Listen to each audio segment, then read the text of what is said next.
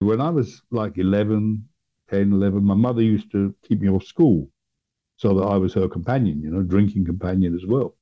And she used to take me shoplifting into the local stores in Brighton, and she would keep the shopkeeper talking while I filled the bag with the goodies. And of course, as soon as we got out of the store and away from the store, what did she do? She gave me love, showered me with love. Oh, well, blah, blah, blah, blah, blah. So at an unconscious level, I made a connection in my psyche that when I did these kind of things, I would be loved and approved of and all the rest of it. And, people say, oh, that can't, but, oh, they don't understand. Our lives are run from the subconscious until we wake up. Are you curious about discovering ways of making your life better? Then welcome to my podcast. I'm Bob Nickman, and this is The Exploding Human.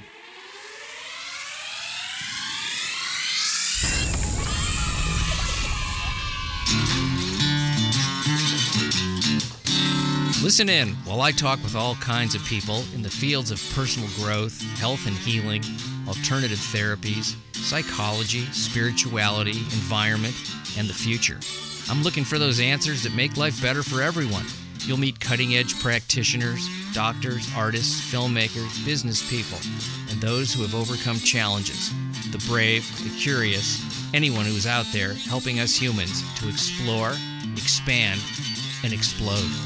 Hey, welcome to The Exploding Human. My name is Bob Nickman. My guest today is John Campbell, and we're going to be talking about relationships, all kinds of relationships, romantic relationships, personal relationships, friendships, business relationships, and his new book, Miracle Relationships, A Path to Freedom and Joy.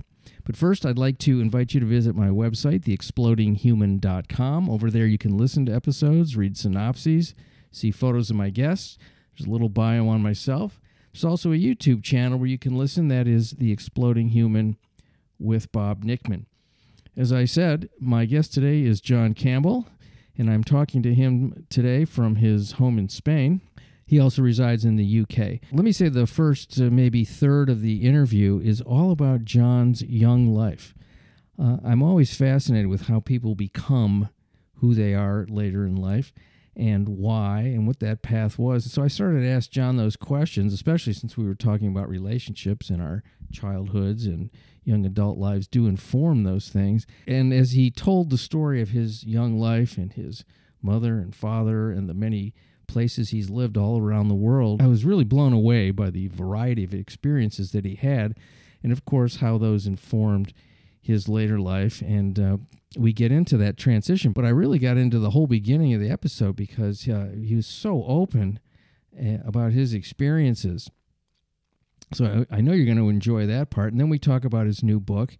And what I love about John is that he is joyful, and that's what he talks about in his book, and how he has come to this place in his life where he is enjoying everything about what he does. And he talks very openly about some of the misconceptions and belief systems and things that he did to cover insecurities and different things throughout his life until he was able to make a big change. I don't want to get into the details because he's going to be talking about it, and it's a wonderful talk. I just love talking to John. Here he is. This is John Campbell. John, I am so happy to meet you. We had a wonderful little pre-interview discussion. You are of British origin, living in Spain, born in India and raised in Africa. It's a lot of stuff that you can draw on in your life. And I know we're going to talk about relationships and things, but let's talk a little bit about, let's talk about how you wound up being born in India. Let's start with your parents a little bit, because I'm I'm very fascinated with the origin of a person and how they started their life and what they were learning as a youngster. So your parents emigrated to India? Yeah, it's a great question, Bob, and I love sharing it because it's one heck of a story. Yeah, my mother was a young woman of 18 when she escaped from Canada from a very unpleasant stepmother, in her eyes anyway. Her own mother had passed away when she was only 7 years of age, when my mother was only 7.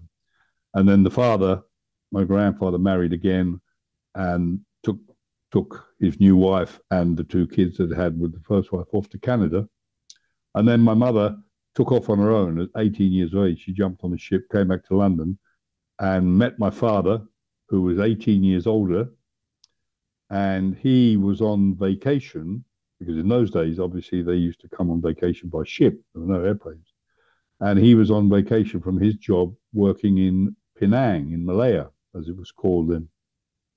And it was an instant, boom, boom. And I'm sure my mother saw it was a passport to somebody look after her. She was only 18.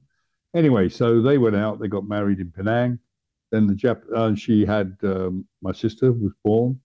And then the Japanese invaded, and my mother took off just with my sister in her arms, running down the peninsula of Malaya, not knowing when she'd meet up with Dad again. But anyway, no communication. Though. It was quite amazing. And she got on a fishing boat and ended up in Australia. He eventually turned up about 3 months later after, trying to tie up ends in Malaya before the Japanese took everything. And my brother was born in Australia. Then he was disabled, my father, at birth.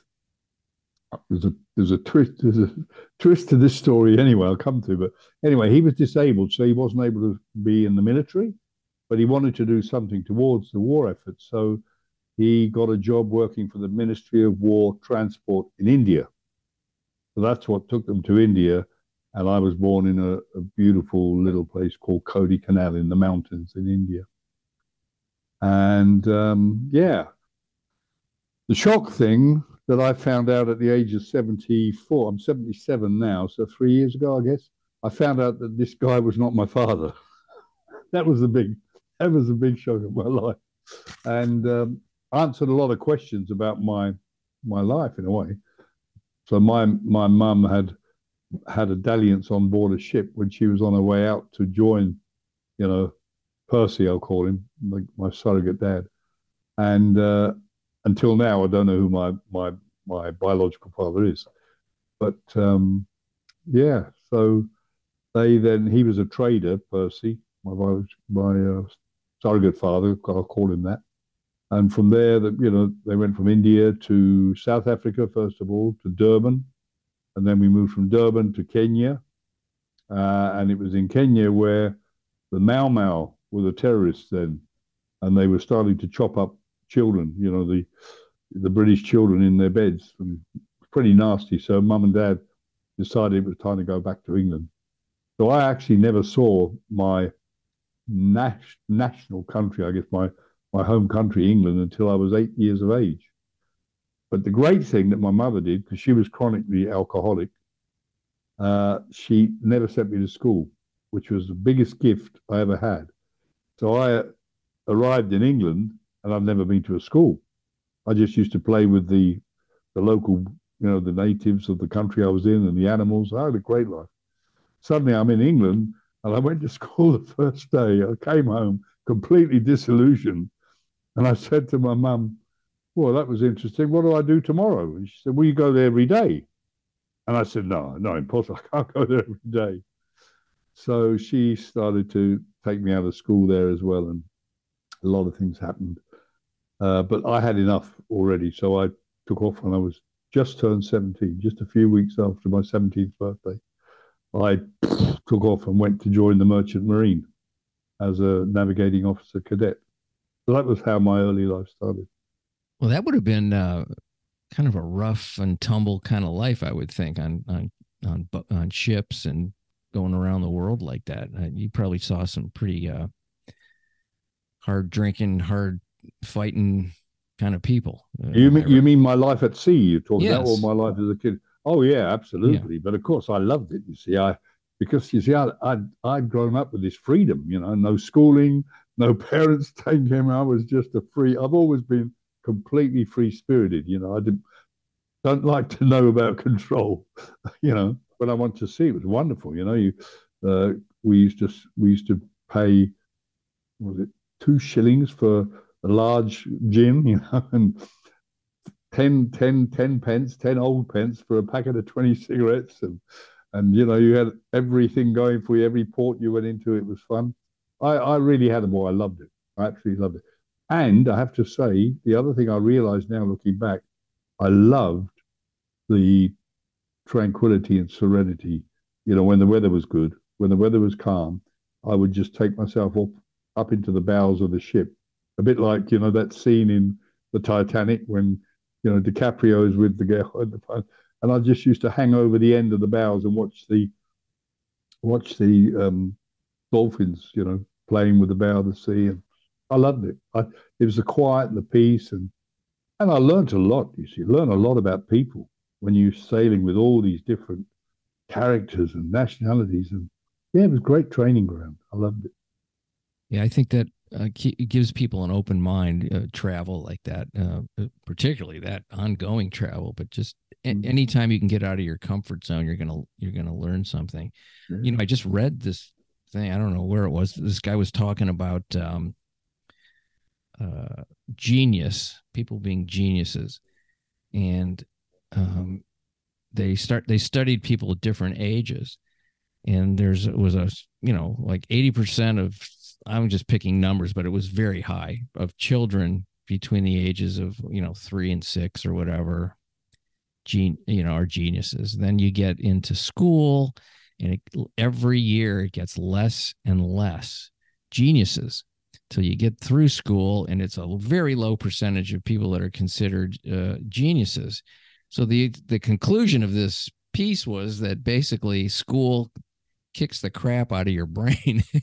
Even though you're stuffing information in there, Yeah. you're not dealing with the things that would make somebody a genius, which is thinking outside the box and creativity and tapped into intuition and having this expanded kind of a view that isn't so rigid. And I would think English schools would be just as bad, if not worse, than American schools, because you always see that sort of traditional harsh English boarding school in movies. And I'm sure it's fairly accurate because I've met a few people that have been to those, and it's, oh man, it's, yeah. No, I mean, you're right. You're spot on. You're right on the same page as me, because I learned very quickly this. I thought, what is this about? And I love the fact that I believe everyone's born a genius, but they have genius educated out of them. Yeah, was that a friend of mine said, A students work for B students at companies owned by C students. Yeah. Then I like the other line. I can't remember who said it, but it said, if you keep trying to make a fish climb a tree, you'll end up believing it's stupid. Yeah, yeah. Well, I'm good for your mom. I love Yeah. that she was so and her childhood and her upbringing made her the kind of person she was, that she knew something that maybe the conventional community couldn't see beyond, and she could, and that's really spectacular. So you did wind up working in Nigeria at some point after the merchant marine. What happened was, I was always this. I'll be okay when I am. I'll be okay when I've left school. I'll be okay when I get my own job. I'll be okay when I get married. I'll be okay when I get. I was always looking for the next place. So what happened was, I had been a captain, and I only worked for American companies. I loved working for the Americans, and they were all Southerners. They're all from Texas, Houston and Morgan City, Louisiana was where the head office of my last company was. I just loved it. I loved the informality. I'm 6'4" and 6'5" tall, and from the moment I went for my first interview, they christened me Big John. From that day on, I was Big John, and I loved it. Laid back, the manager would be in his rocking chair with a can of Coke in one hand and a Salem cigarette hanging out of the. I just loved the scene. So what happened was, I got to be captain very quick. I was a captain at 26 years of age. I was the youngest guy on the ship for my first command. And anyway, once I mastered something, I always wanted to go to the next stage.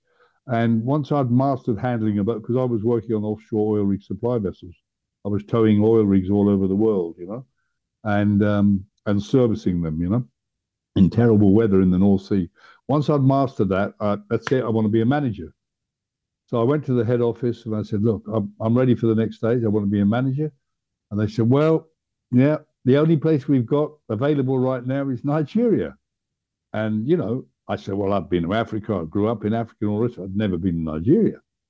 And one of the guys that worked there, he was the electronics engineer, Gary Danowitz, still remember his name. He said to me, he said, everybody should be made to pull at least one contract in Nigeria because it is a very interesting place. So they gave me the Nigerian operation. And that was my first job as managing director. And I was given the remit because I spent 3 weeks in the Morgan City office in Louisiana doing my induction, because I'd only been a captain up until then. So I had to go in and learn the accounts and all that stuff.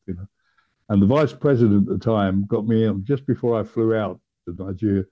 He said, John, one thing you've got to do, you've got to stop the smuggling of oil. There was a big business on board the boats, you see. The chief engineers, the European and American chief engineers and captains, would save up the diesel, go out on one engine instead of two, save up the diesel, put it in a tank, and then sell it off privately. And it was a flourishing business. Very common. Everyone was at it. So I went out as green as grass. I was going to end all of this corruption, right? All this. Anyway, classic. The gamekeeper comes poacher. And in the end, I had my life threatened by one of these oil traders because I was really trying to find out what was going on. And I got this guy pulled me. I came out of a bar where I'd been looking for one of my captains because the best had to sail. And suddenly I was jumped on by this great big Nigerian. So I said, you know what? I'm not going to take that chance. The diesel oil was not the company I worked for's diesel oil. The diesel oil was paid for by Shell or Mobil or Chevron or Exxon or one of those. So I thought, you know what? It's not worth it. And the next stage was I got into it myself. And that's where my morals went sky down. And I got into smuggling diesel. I was smuggling whiskey into Saudi Arabia. I got into all sorts. So I was becoming more and more and more separated from who I really am, and of course, in the end, the pain gets to you, and that's when I hit a rock bottom. Yeah. So was the pain coming from? Well, obviously your behavior. You didn't really like being that the criminality. He didn't really work for you, but also you were drinking a lot at that point, right? Yeah, I was. I was drinking a lot at that point. But so much I learned that because I eventually quit drinking. I went into therapy, Bob. And I found and it was very interesting because whenever a criminal idea was suggested to me, and I've always been pretty strong character. I didn't have a problem saying no to my business partner because I had a business partner, a Greek Cypriot guy, and he would come with these suggestions, and instead of me saying no, we can't do that, I just went into this. Yeah, I'll do it, and let me arrange it, and it gave me such a buzz, and I couldn't understand this, and it was never my idea. And I don't absolve myself from the thing there, but I'm just saying it was genuinely not my idea. The idea was brought to me, and then whoosh, I'd get this burst of energy and excitement. And only when I got into therapy that we uncovered, when I was like 11, my mother used to keep me off school so that I was her companion, drinking companion as well. And she used to take me shoplifting into the local stores in Brighton, and she would keep the shopkeeper talking while I filled the bag with the goodies, And of course, as soon as we got out of the store and away from the store, what did she do? She gave me love. Showered me with love, Oh, well, blah, blah, blah, blah, blah. So at an unconscious level, I made a connection in my psyche that when I did these kind of things, I would be loved and approved of and all the rest of it. Yeah. And, people say, oh, that can't. Oh, they don't understand. Our lives are run from the subconscious until we wake up. So anytime somebody suggested an illegal act or illegal part of business, I kind of unconsciously dropped into that kid and acted out, in order to get the approval of my business partner. And when I saw that, it made it so clear to me because I kept thinking, well, it wasn't my nature. I was a very generous guy. I never wanted to take anything from anybody else. But The minute somebody suggested it, it got bigger and bigger and bigger until yeah. Also, the adrenaline rush of thievery. Oh, yeah. There's you're at a heightened level of awareness and firing cortisol, and there's a victory in getting away with something. Really interesting stuff. I have a friend told me this story years ago in high school. Actually, I didn't relate to it exactly, well, at all. I didn't relate to it. He went in to steal a test from a teacher because he hadn't studied. He goes into the classroom and he opens the teacher's desk drawer, and the person that was standing guard outside the classroom decided to fuck with him and go and open the door and yelled like, "I gotcha," or something like that. And he got really scared, and he got an erection. And he told me this story. He goes, "I did not expect that reaction, but that's what happened." And I always found that really fascinating, that the idea that fear would get somebody sexually aroused. So he wasn't really a thief, and he didn't, but he did. No. Yeah. Isn't that interesting? I oh, yeah. Yeah. Oh, I mean, it's fascinating, I mean, we'll come on to it later, but once I got it, I started studying the mind big time. So many things, and people say, "Oh, you can't blame." It's not about blaming your childhood. Never. I don't blame my parents. I don't blame my mother, anything, but it's about acknowledging we're like a computer, and we get programmed just like a computer, and my eldest son said to me the other day, he said, "Dad," he said, "when I was young," he said, "I don't understand it." He said he raised his two daughters on his own, basically, and he would feed them, when they're young. And he noticed that when he finished eating, whatever was left, if they left anything, he would eat every single morsel. There wasn't a scrap to be shown, you see.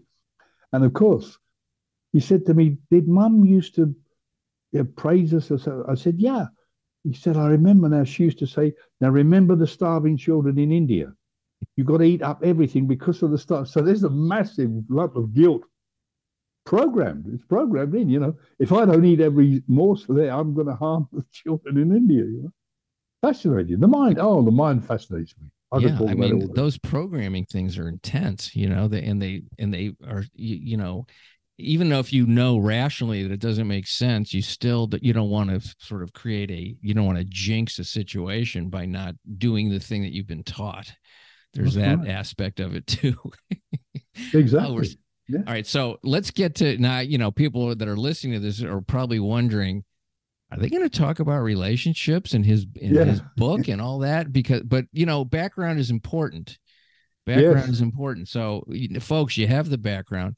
We're going to get into the topic I think most people love to talk about, which is usually the primary love relationships and those kinds of things, because they're the most intense in a lot of ways and challenging. And everybody I think most people want to have that sort of, intense love connection and romance and sexual contact and all the things that go with it. But boy, are those things difficult, those relationships. They start out very high, and then reality comes in, and then you've got two people with a past meeting at some point, and now you're beyond character and personality and sexuality. You're beyond that. You're into the actual essence of who that person is and their past.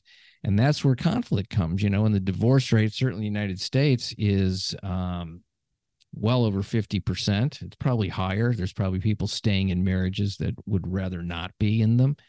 And they change over time.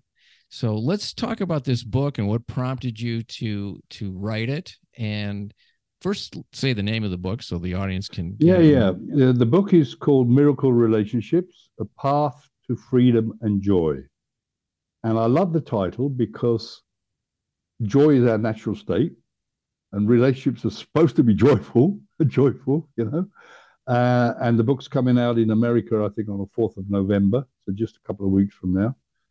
And the reason I wrote it, very simply, I had two marriages, a number of different relationships, and when I quit drinking in 1997, I was guided, really. I couldn't understand some aspects of me. I'd been to an AA convention, and one of the women there asked if I wanted to dance. And I said, no, I don't feel well, which was a lie.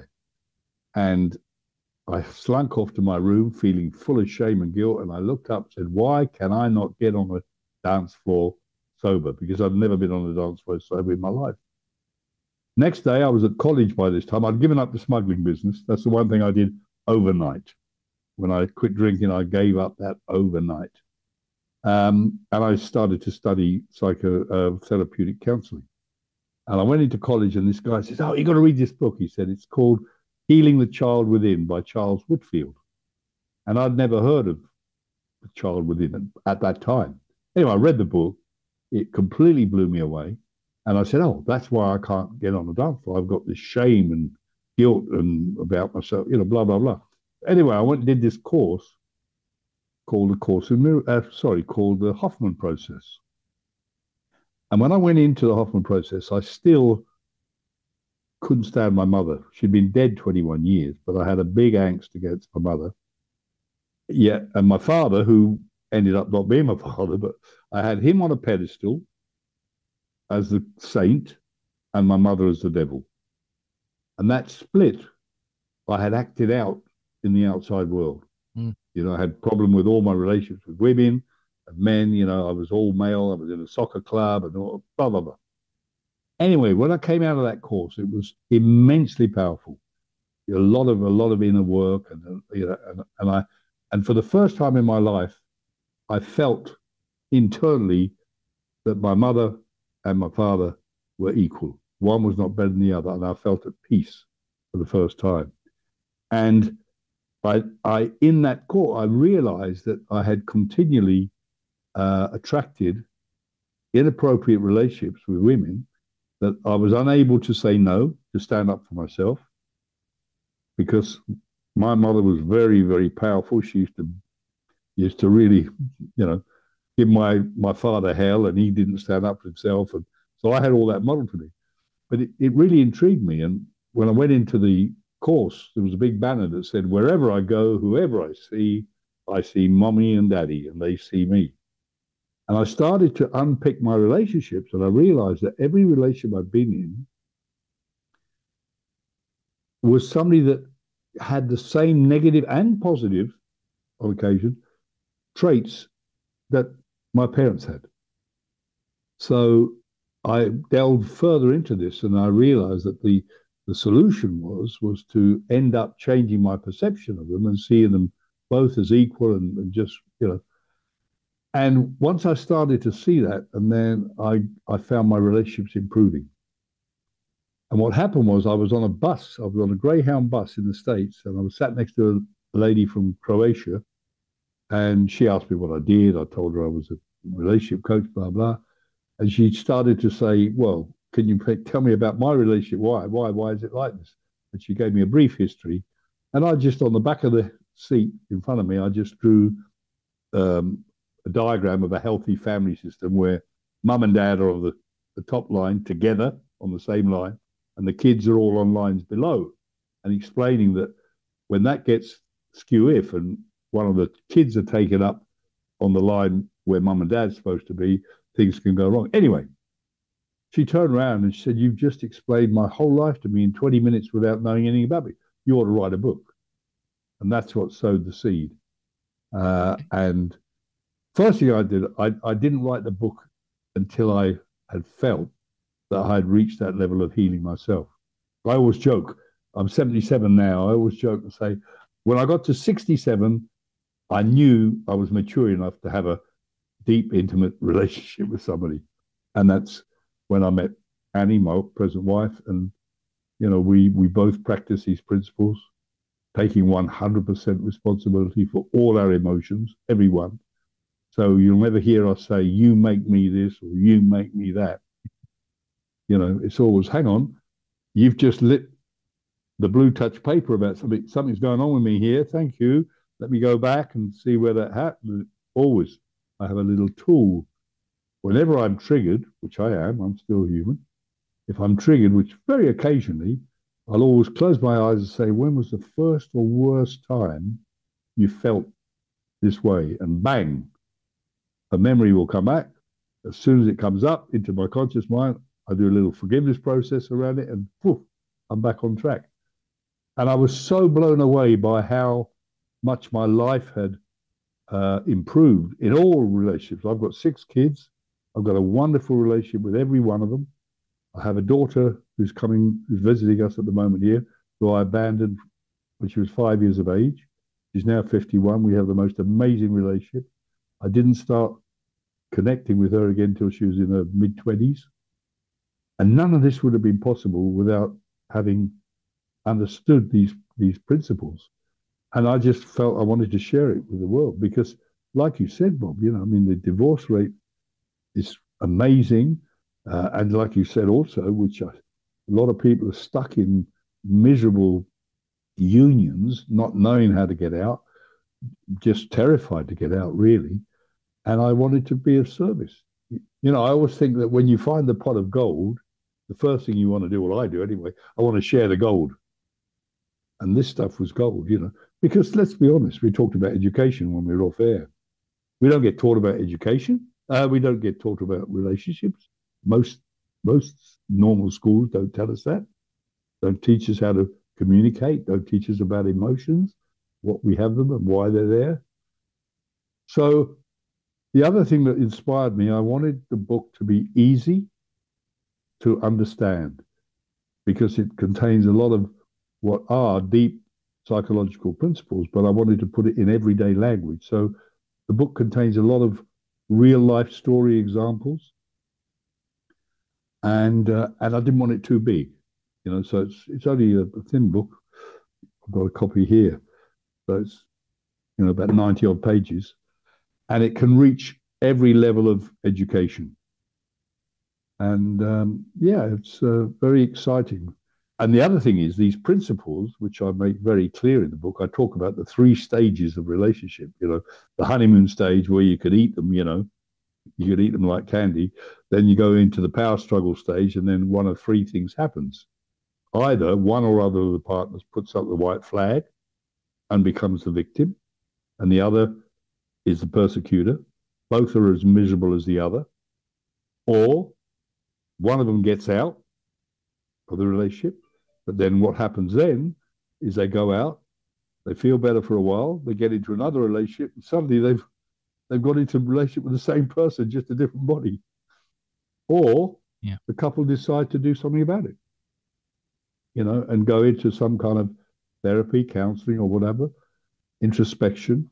And then the 3rd stage is when they do that, that's when the magic can happen, when both parties there. And the thing I made, I think, because people want hope, it's a very dark place when your relationship is broken down. And the hope I give is to remember there's no such thing as a failed relationship. There is no such thing. It's either successful or it's a great lesson. People pay a lot of money for education, so it's a valuable thing. And it does end up giving the ingredients of little basic things about finding a partner, doing your research. I make the point, before we buy a house, what do? We go and get a surveyor, a soil surveyor, a roof surveyor, a wood surveyor, get the whole place surveyed. We're going to buy a house. In a relationship, what do? Dive straight in. No research whatsoever. Yeah. So there you go. Well, I've thought about that idea of a pre-relationship or marital education for couples, even if it's brief. I mean, because there's things I didn't even ask my wife about before we got married. I mean, I knew her very well, as much as you can know somebody. I think we were together about a year before we got married, and which is not a really long time to know somebody, but we were very open and honest as much as we could be. But there's things I assumed she thought the same way I did about them. For example, finance, something as simple as finance. And, money is the number one thing couples fight about, so they say. Well, she came from a very different background when it came to money than I did. And I'm not saying anyone's right or wrong, because they're not. It's just training. And we've had over the years a number of situations just in that one area. I mean, obviously other areas, but in that area, it can get really triggering for both of us. And had we maybe discussed what that was beforehand, I don't think it would have killed getting married at all. I think it would have helped. Like, how are you going to, so when couples get together and are going to get married, how are you going to navigate raising your children? Luckily, we were almost exactly on the same page with that, which was kind of great. How are you going to handle your spiritual life? How are you going to handle, your finances? How are you going to handle, how you want your home to be? What's the tone of the home? Even what, are you into, all these, and I'm not saying people have to be the same, but it has to be, but if it is, in a way, compatible, or you can make it as compatible as possible, without overthinking and still being authentic, that seems to be a wonderful way to start that. And I didn't, certainly in my younger days before I got married, I made some huge errors in the people I picked. And, they were, I didn't know anything about people's past, or thinking that was a big thing, and it's everything. Yeah. It's everything. No, absolutely. And I think that's the thing that I point out in the book as well, is that it's so important to have these things discussed, and also when you're making these decisions, very traditionally, a large percentage of people make this decision, probably the biggest decision of their life, when the balance of their mind is disturbed. I always say, when the balance of their mind is disturbed, either they make it, they've been boozing, or they've been drugging, or whatever, or they're just on that amazing high. And I always say to them, you think that's love. No, that's not love. If you feel that whoosh, in fact, I've made a point, I call it beware of the whoosh. Yeah. Because I'd go into a room, right, and I'd see a woman or whatever, and I'd, oh, whoosh, the whoosh would go off. Now I know that was the wounds attracting. The unconscious wounds, unconscious, recognizing each other. How often that happens is incredible. And then you draw together for that all that stuff comes up. And of course, I had to learn the difference between romantic love, which I don't want to say it's BS, but it's a concept, whereas most of it is actually fear. People say, I'm in love. Well, it's an attachment, You say I'm in love, but then you say, well, I love this person, but if they look at this other person, this other guy, or this other guy, oh, I don't love them anymore. If they go here this way, so it's all about attachment. It's about understanding what love is, And the fact is, we are all love, Yeah, and there's that sort of biological surge that happens in something new that it can't sustain. Yeah. It's just impossible to sustain that high. It just doesn't work like that. No. And biology's strong, and it's there for survival. So we'll continue the species, and I totally get that. But what happens when that isn't the wears off? That's and in my book, that's stage one. I had the 3 stages. I said stage one, I call it the honeymoon stage or euphoric stage, but there is a shelf life of that. And in my experience, it can be as short as 2 weeks, but the longest I've ever done is 2 years. And then after that, that's when it's almost like spirit is saying, okay, now I've got you two together. I'm going to let all the crappy stuff come up. Because that's the other thing, you see. When I realized that the purpose of intimate relationship was in order that a couple can work together to uncover this stuff and remember who they really are, find out what it is. So it's a spiritual exploration, but you have to have that little bit of groundwork before. And, you mentioned about money being the biggest thing. There's 2 big things that wreck relationships: money and sex. The 2 biggest tools of the ego. You feel guilty if you have too much money. You feel guilty if you don't have enough money. You feel guilty if you had too much sex. You feel guilty if you don't have enough sex. The 2 biggest tools of the ego are money and sex. And the ego is the thing creates the difficulties in our lives. Yeah, there's an interesting thing that happens, and you talked about power struggle in new relationships, because I found that to be the case. Certainly early on there was a power struggle, and sometimes there still is. It's not overwhelming or anything, but it's there's situations that come up where people want to win. I want to win this thing. I'm right. This is the way it's got to be. And I'm going to convince you, usually at a higher volume than is needed. and I'm going to keep score, and I'm going to, use these things later if I need them. The evidence of why you're somebody that, needs to be told X, Y, and Z. And it can get really messy and unproductive, and it doesn't serve either person. And the other thing that I think is it's more of a society thing, is this idea of happily ever after. That is one of the stupidest fucking ideas I've ever heard in my life. It's like, what are you talking about? Happily every minute's going to be great. Cinderella, come on! It just is that idealized version of what a relationship is. Requires no effort, no work, no sense of a past, of navigating the future, of dealing with the day-to-day stresses of being a human being. It just negates everything. It's completely delusional. And the fact that there's even a Valentine's Day pisses me off. I'm sorry, I'm getting it's just not. It's not honest. It's well, just you're saying that, Bob. I understand what you're saying. However, I honestly believe that there is a way. The Course in Miracles calls it the happy dream, but you have to understand how the mind works. This is the most important thing. Everything is in the mind. There's a line in the Course in Miracles says, "I can be hurt by nothing but my thoughts." Yes. Now, it takes takes some time to get hold of that and accept it, but eventually experience will tell you that it's true. When I understand and when I remember that, another great line is, "I give everything the meaning it has for me." That means if I give something a different meaning, I have a different result. I feel better. I have that choice. And that's what it's about. It's about changing your mind. If that wasn't true, you can have a situation where you've got 6 people witnessing the same event.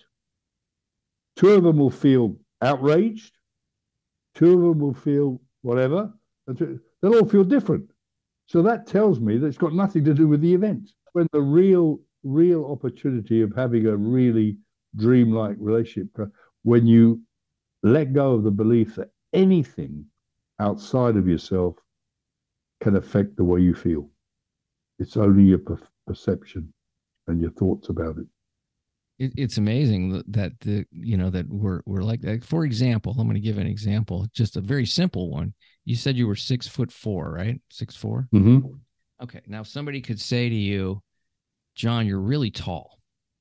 Now you could take it as they admire me because of my physical stature. Mm-hmm. They're making fun of me because I'm so tall. They're just making an observation of a number, of a height. Perfect explanation. And based on, and let's look at it this way. What was their past that they're saying that you're so tall, meaning maybe they're short and they feel insecure about their own height. And they wish they were that tall. Maybe it's coming from that point. Maybe it's coming from, I want you to feel less tall, so I'm going to say it in a way that makes you feel, I'm going to try to diminish you in some, literally in stature, height stature. There's so many ways. So when somebody says something, it's always more about themselves than it is about you. So taking it personally is the kind of the first step to kind of look at, is like, what is actually going on here? Why is this person saying this to me in this way? I know I'm the same guy as I was before they said it to me, and I was doing pretty good that minute before. I was feeling pretty good. That's it. Now you're feeling crappy because of a perception. And it's interesting you bring that particular subject about height up, because to give you an example, the night before I took off to join the Merchant Marine, right, I was just, like I said, just 17. My dad took me into the dining room, which was always a big, if he's taking you into the dining room, there's going to be some serious talk. So he sat me down and he said, I'm going to give you a couple of words of advice, son, before you go off. You're going out in the big wide world. And he said, beware of people smaller than you, men smaller than you. They won't like you. Now, that's a program. That is a program, especially when it's coming from your authority figure, your father, that went straight into me. So I developed a belief that anybody smaller than me is not going to like me. Well, bloody hell, I was 6'4", practically. So anyway, I joined my first ship. The next morning, and the officer on a merchant ship who's in charge of the cadets is the chief officer. He's called the chief officer, three-ringer, one below the captain. I walk in to meet the chief officer, and he's a bloody 5'6" Glaswegian. And I thought, oh, there's my luck right there.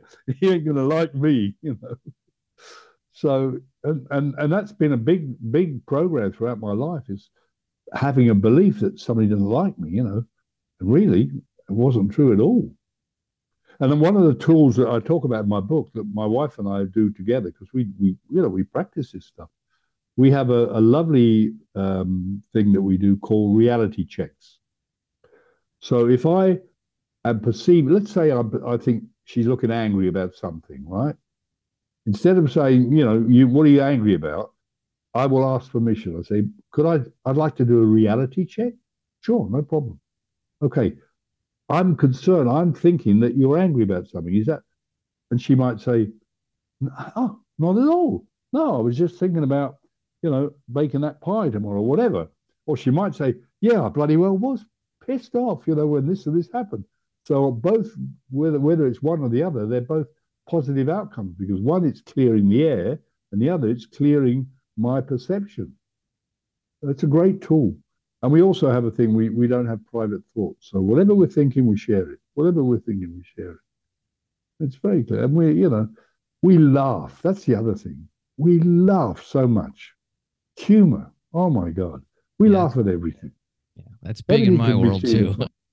One of the things I found is that when you're comfortable with somebody, your significant other in particular, that's the person you feel comfortable showing the worst side of yourself to, and taking out other things that have happened on them without even being aware of it. A lot of the time, it's like I feel comfortable going, yeah, leave me alone. You're bugging me. Yeah. Not gonna. Yeah, absolutely. And the other thing I did in my late years, was I realized I had so much shame around my body, sexual shame. Oh my God, I had to face that one, So that's when I decided to go on a workshop where everybody got their gear off and they spoke about their story. It's quite amazing. And, I would have said, no, I would never do that. You'll never catch me doing that. I'll go, never in a million words would I do that. Wow, it was one of the most powerful, freeing things I've ever done. And then when I met Annie 12 years ago, and I told her, I said, listen, this is a great workshop. It's nothing to do with sex. It's nothing to do with that at all. It's about liberation. And Annie said, no, I'll never do that. I'll never do that. Anyway, she did it, and she couldn't believe it. She said it was just amazing. Oh, because we carry, where's the most people carry shame around? Is around their bodies, Yeah, sure. Well, life is good. Big applause for her courage to do that, and you too. I have a friend. She was telling me, this is a long time ago. Actually, she was the girlfriend of a friend of mine, and she said she went to a nude beach somewhere. I forget where it was. And she goes, the interesting thing about it was the good-looking nude people kind of hung out with each other, and the less good-looking people with the not so great bodies. So it was this free thing, but it wasn't. It was still a, kind of almost a shaming experience. Yeah. It's like, well, and is there somebody that sort of like you go up to a booth and they go, well, yeah, you're all right, but your butt's too big, so go over in the ugly people nude thing, and oh, you're hot, and you should go over there. It's just sort of how human beings, we sort of categorize and move in certain packs where Well, we feel comfortable. yeah. It's an odd, Yeah. it's an odd trait of humans that and it's all really sort of based on artificial constructs and some biological imperatives, I think, also. Yeah. I'm fortunate in that I'm incredibly attractive. Yeah. No, it's life is good. Life is good when you know how it works. Life is a dream. It really is. Yeah. Well, the other part of it is that, you were talking about this, is that we deserve to be joyful. And that is the intent of the universal intelligence, is that, the beings that come into existence can be joyful. And we learn, and as I was telling you before the interview, that there are certainly in a lot of religions and those sort of environments where people are told how they're supposed to be, and they're very controlling. Like, joy is not even a thing. It's almost like it is almost like the powers that be, and they'll use the word God, doesn't want you to be joyful. He wants you to feel bad about yourself in some way. And to me, it's all about control. So, like, the idea of here's a concept, and I'm not disparaging any religion at all, because there's a lot of valid stuff in all these things, but I never understood the concept of being born in sin. So the idea that when you look at a baby, how is a baby sinful? They're incredibly joyful and alive. And then the other ideas that I used to do as a joke: at what age, and maybe there is an age, I don't know, that you start to let this baby know that it's sinful? Like, is it 2 months? You dirty, sinful little baby. Look at the way you're sucking on that bottle. Yeah. You're gonna be a prostitute. Even yeah. I mean, I'm exaggerating, obviously, for comedic effect, but what a concept of human beings telling other human beings that they're not okay from birth. I agree with you. I mean, the concept of sin, to me, is a massive misunderstanding, because the word sin originates from the very old world, which was an archery term, which meant to miss the mark, to miss the target, And now what I consider was I like to say innocently made mistake, was to make people think that they were sinful, but really what it was, that they had forgotten who they are. They were forgotten that they are still connected with that all that is, whatever you want to call it. I don't get hooked up on titles, God, the universe, whatever you want to call it. But everybody, I believe, comes to the idea that they realize there's something greater than themselves. And the idea of sin was really a mistaken belief that they had ever separated from that. So that the reparation is remembering that I'm still one with that. I'm more than my body,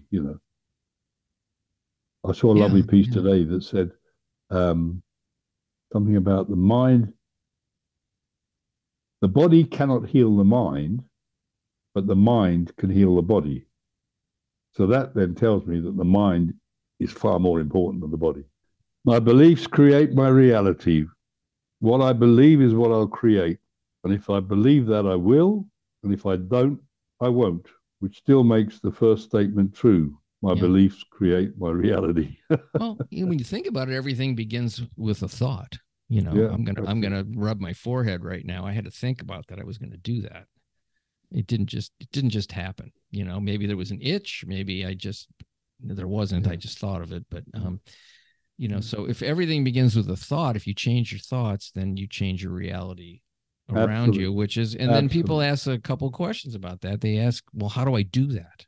What are the techniques? And I'm sure you talk about it in the book a little bit, is what are some of the techniques that we can do in order to change our reality for what we actually want, and that we're not getting. But that is one of the questions I get asked most. And what I like to get people to start thinking about is to get in touch with how they're feeling. So I get them to appreciate that whatever they experience, whatever they feel, will always be down to a thought. So to start getting in touch with how do I feel, because I want to feel joy. That's the whole purpose. I want to feel joy all the time. And how do I feel when I think this thought? How do I feel when I think another thought? And start to become like a detective about how you're feeling and then what you're thinking and making the link. And the most important thing is you don't beat yourself up when you realize that you've had a dodgy thought. That's why you're not feeling good. You just use it as an indicator and you can change your thought. So that is my red flag, how I feel, and then that will highlight what I've been thinking and I can change the thought. You see, you can't monitor all your thoughts. We have, what, 60,000 thoughts? I can't remember the figure. It's not important. But it's too many to remember. But what you can monitor is your feeling. So if you're really, really constantly asking, how do I feel? How does this feel? How does it? People say, I'm finding it hard to make this decision, whether to do this or do that. I say, okay, close your eyes. Just put yourself, imagine you're in that position. Imagine you see what you see, hear what you hear, think, smell what you smell, what you get to feel. How does it feel? Then open your eyes, close them again, put yourself in the other position, do the same exercise. How does it feel? Whatever feels better. That's the one thing which I believe that education, or some education, has done a bad turn, is it's stopped people being in touch with their intuition. Mm-hmm.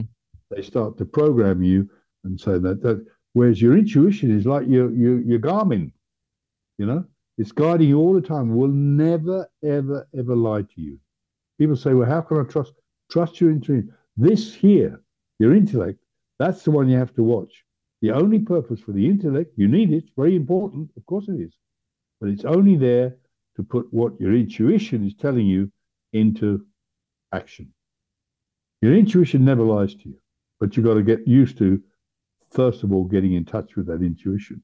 Yeah, because knowing the difference between intuition and a thought. Maybe those are not the same thing in the moment. Sometimes they are. No, sometimes they are. It's in some ways it's a physical thought. It's down here. It's a gut feeling.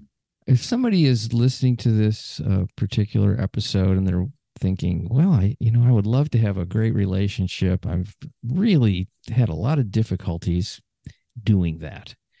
I haven't found him or her, whatever that is. And it just seems to elude me. And for years, I just can't, and they're thinking, well, what can John tell me that maybe I can shift what's going on historically with myself to maybe find something that works for me. You're asking me?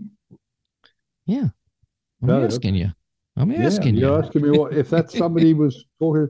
Yeah, I mean, the first thing is to take a look at their life, see what's not working, get honest about it, without blaming themselves or anybody else, but and get it out on paper. It's always a great thing, because the minute we get it out on paper, we get it out of our head, and that's where it causes most of the problems. It's in this crazy head of ours. Get it on paper and get a look at it. And then just make the decision. Say, I want to change. If you feel guilty about things, write down all the things you feel guilty about. And then alongside each one, you just write, and I'm willing to forgive myself. And I'm willing to forgive myself. And I'm willing. You don't have to say, I will forgive. I am willing. That's all you need, is a little bit of willingness.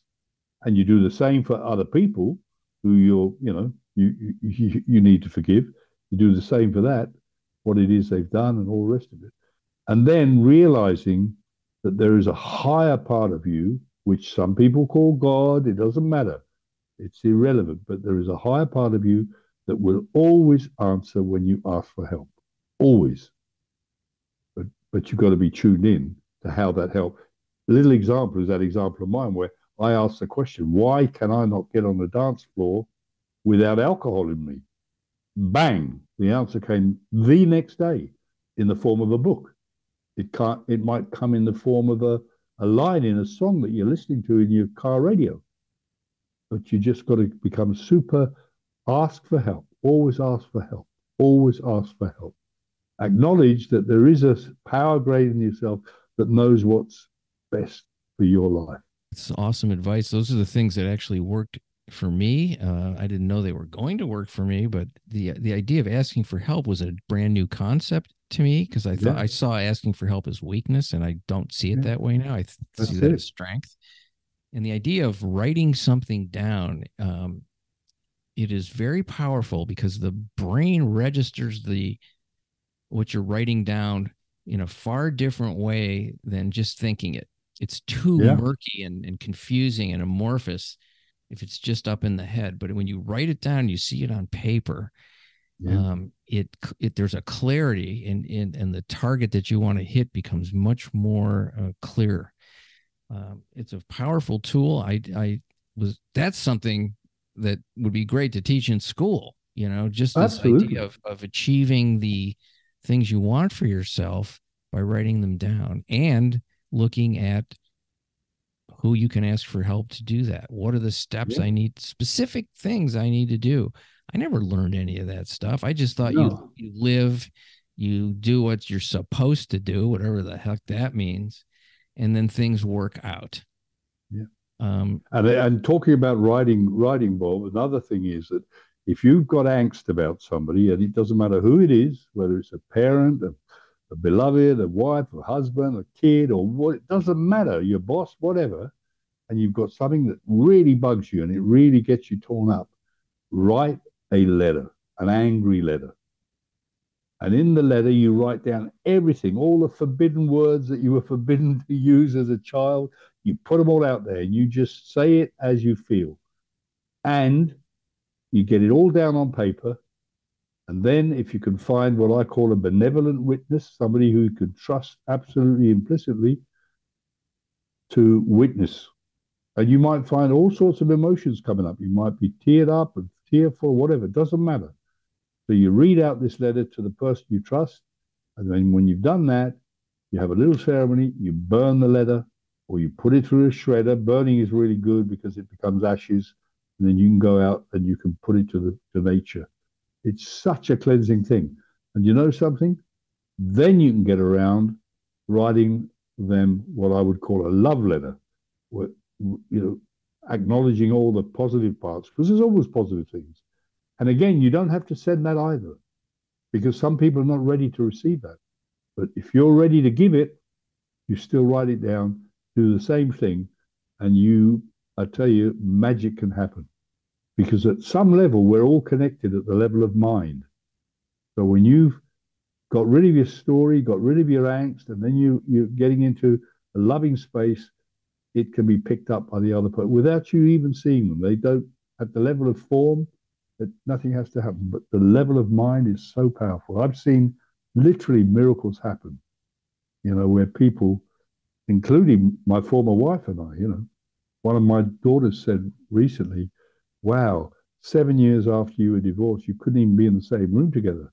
And now you're spending 10 days, she's on holiday, and you're in the same house together. I mean, that's a miracle.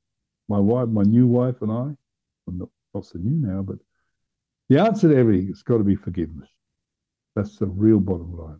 Forgive yourself and everybody else, everybody. Well, I have to say that's a beautiful way to end the episode. Let's just talk about the title of the book again.